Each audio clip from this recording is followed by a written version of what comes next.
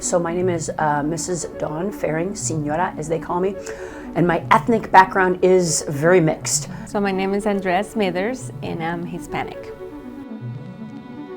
Oh, quite a few.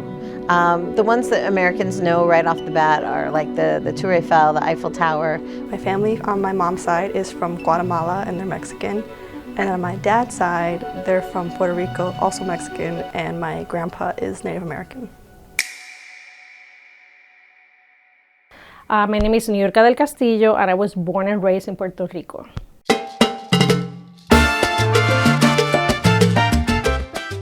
It's a beautiful place to live, a beautiful place to go and visit. I mean, we're really loud.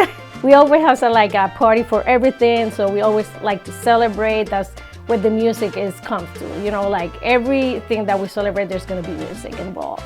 My grandma, who's Puerto Rican, she cooks arroz con gandules, and gandules are like these type of chickpeas almost. So it's very healthy. We have lots of fruits and veggies. Like every time that I want an orange, all I have to go is to the backyard of my house and pull out an orange for the tree or to pull out a mango because we got everything grows. Being poor in Costa Rica is awesome in a way from that perspective that you never run out of food.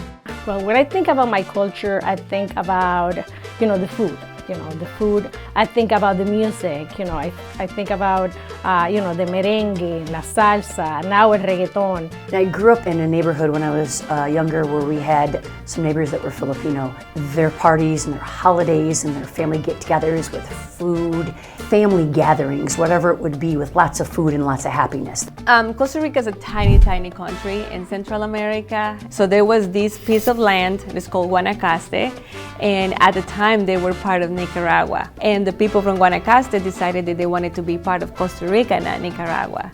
And because of that part, now Costa Rica became a country. Like you can see actually the shape in the map, and for me it makes so much sense now because you can see it.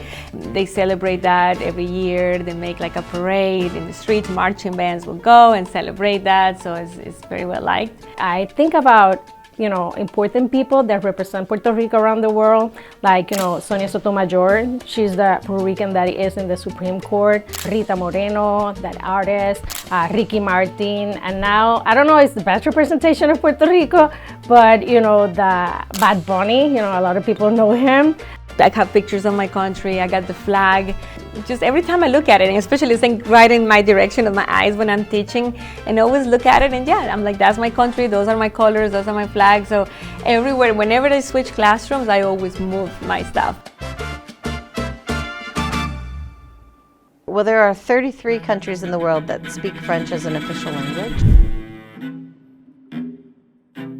The ones that Americans know right off the bat are like the Tour Eiffel, the Eiffel Tower. It was for the exposition, the World's Fair in 1893. The Louvre Museum, everybody across the world knows the Louvre, and it houses many of the world's antiquities. Napoleon in the 1800s built quite a few landmarks. He built the Arc de Triomphe because he wanted a monument for all of his war victories.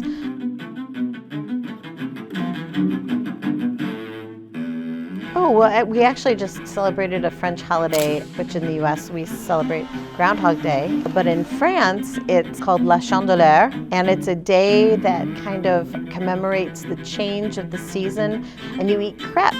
So those crepes, the French pancakes that everybody loves so much. And one thing that we do with the crêpe is we hold a gold coin or a coin in your left hand, and you take the pan with the crêpe in it on your right hand and you flip it. And if you catch it, you're supposed to have good luck for the rest of the year. I think Paris is probably my favorite place to visit.